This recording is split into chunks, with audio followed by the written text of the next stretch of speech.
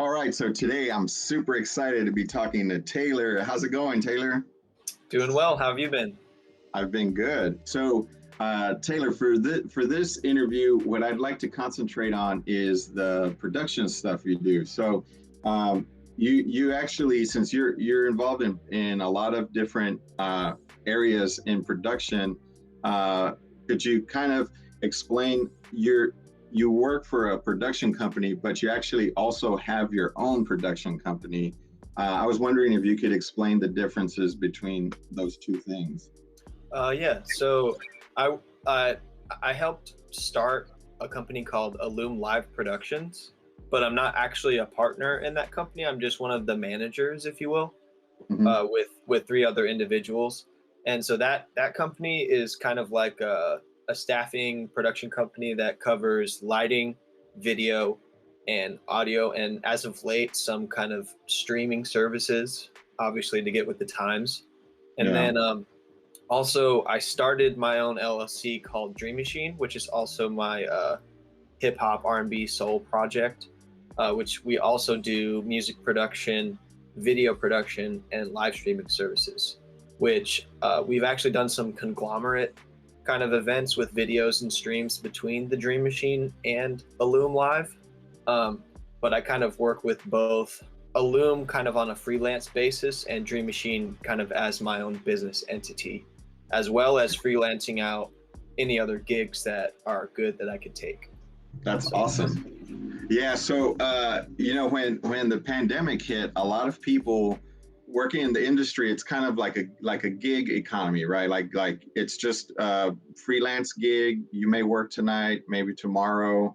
Uh, but you had kind of like a special situation that kind of kept you going through the pandemic. Could you talk a little bit about that?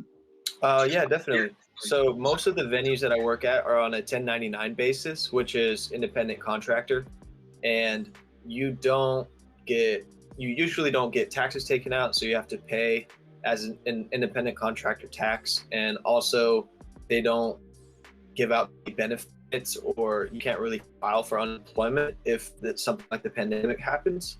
But one thing that I'm very grateful for is right before the pandemic started, Mohawk, which is one of the venues I work lighting at, got on the books with everyone rather than just doing like independent contract work. Everyone has a W-2 there. So because of that, Mohawk was able to file a mass TWC claim and kind of get some kickback to our employees, as well as giving us a bunch of opportunities for like community programs like the Tito's food program, where it's like free food every Wednesday if you sign up. And Oh, wow. also, they did like a campaign with vans to help get some actual cash flow into the Mohawk employees' pockets by selling those Mohawk vans. And just they've been really helpful throughout the pandemic, just kind of making sure that their employees are taken care of, which is like, Yeah. which is also kind of like my home base. So I'm really grateful for that, to have been given the opportunity to even work there, much less be supported by them throughout this, which is much like leagues more than any of us would have expected. Yeah. So that That's was kind of awesome. like a saving grace to kind of Yeah. just keep me going and help see that light at the end of the tunnel. So Yeah.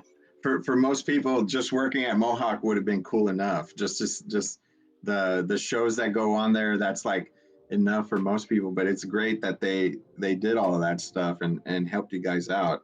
Um, Mhm. but yeah, man, it was great talking to you. You got so much stuff going on. We had to split it up.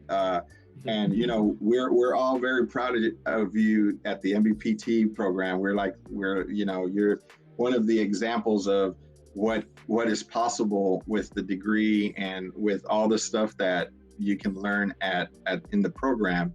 So I wish you continued luck, and hopefully I'll see you out at Mohawk at a show sometime. Thank you. Yeah, most def. As soon as they open up, I'm there.